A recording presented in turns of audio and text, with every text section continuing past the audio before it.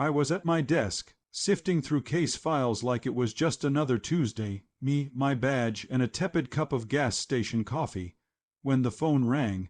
Sheriff Davidson, the caller ID showed an unfamiliar number, but the voice on the line was sharp, almost fragile. "This is Dr. Sarah Lind from Ridgeview Medical. Your daughter, Emma, was just brought in with a gunshot wound. She's in surgery. You should come quickly."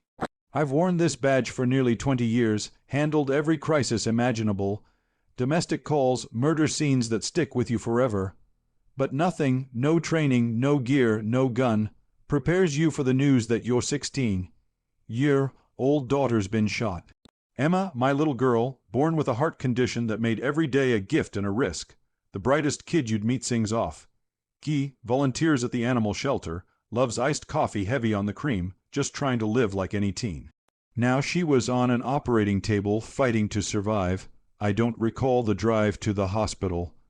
I remember gripping the steering wheel, running red lights with sirens screaming in my mind, though I didn't activate them. My radio buzzed with dispatch chatter, cases I'd normally care about, but I heard nothing. My brain was locked on one thought: get to Emma. When I burst through the ER doors, my wife, Rachel, was already there, her face pale, hands trembling, barely holding it together.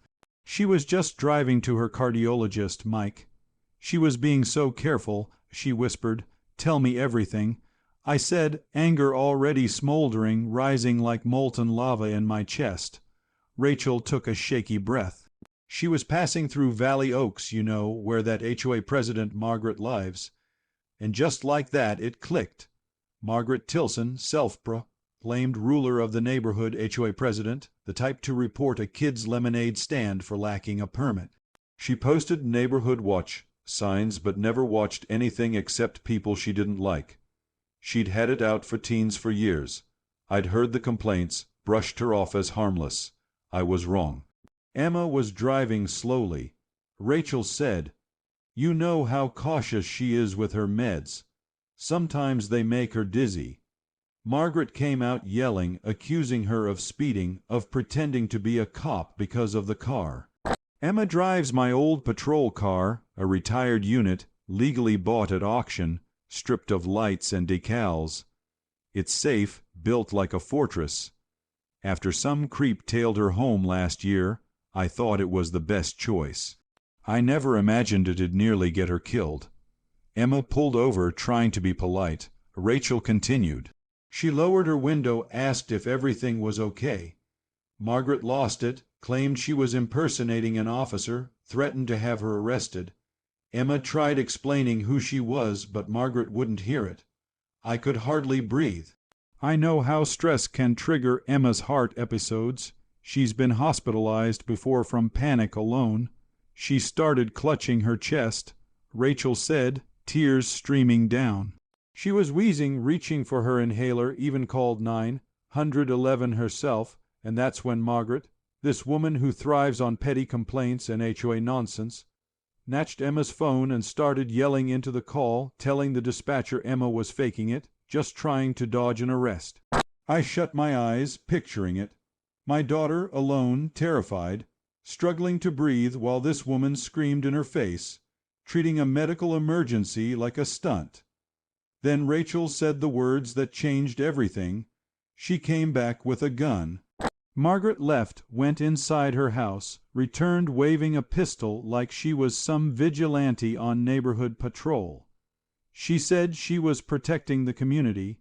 Rachel whispered, her voice breaking, called Emma a liar, a fraud, said she'd stop her from fooling anyone.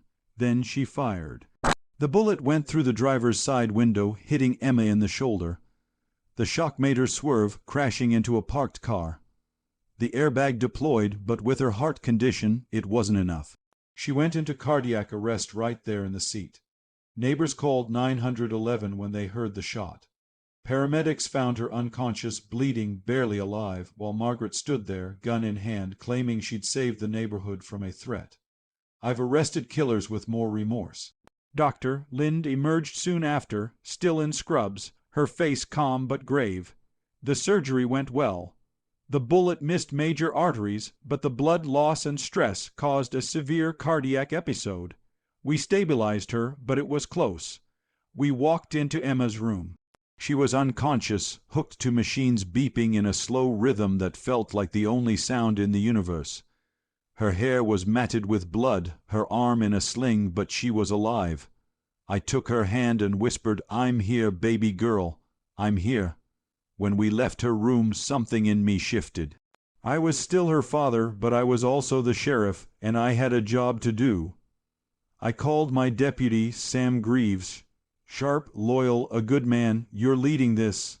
I told him, "I'm stepping back, but make it airtight. No gaps. I want her nailed." He didn't question me, just said, "Already on it." Turns out Margaret had been escalating for weeks. Sam found security footage from 3 houses, clear as day. Emma was polite, cautious, even as Margaret screamed in her face. You could see the moment Emma clutched her chest, gasping, and Margaret mocking her, rolling her eyes, waving her hands like Emma was putting on a show. Then you see Margaret leave, return with the gun, and fire without hesitation. Emma never stood a chance.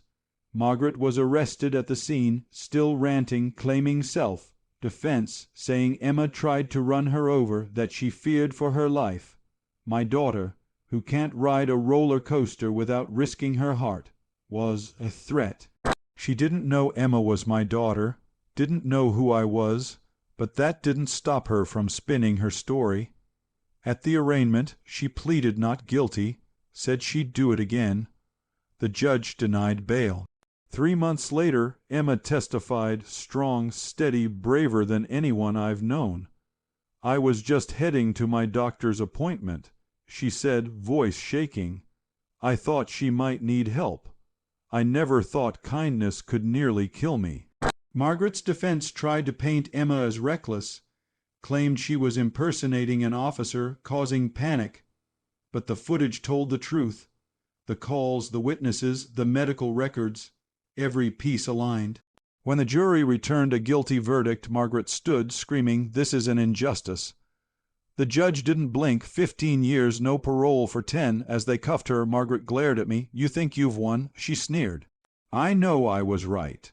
I stayed calm. You shot a 16-year-old because you didn't like what she stood for. Now you get to think about that in a cell for a long, long time."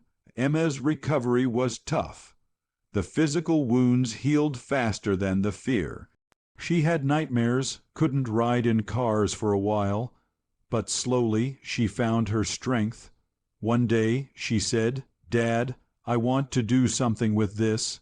I want to help kids like me." She started a program teaching schools and police how to spot medical distress in teens. She spoke at conferences, built support networks for kids with conditions like hers. She graduated high school with honors, gave a speech that left everyone in tears. "They tried to silence me with a bullet," she said, "but I chose to speak louder." She studied medicine, specialized in pediatric cardiology and trauma, helped families, trained first responders, changed policies in 6 counties. Years later, she married a doctor who understood her scars without asking her to hide them.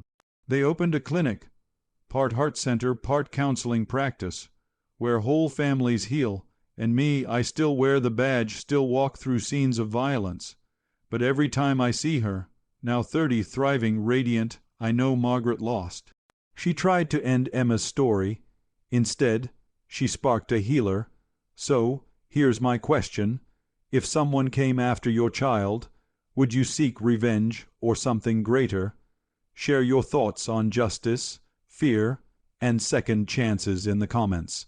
I'll be reading every one.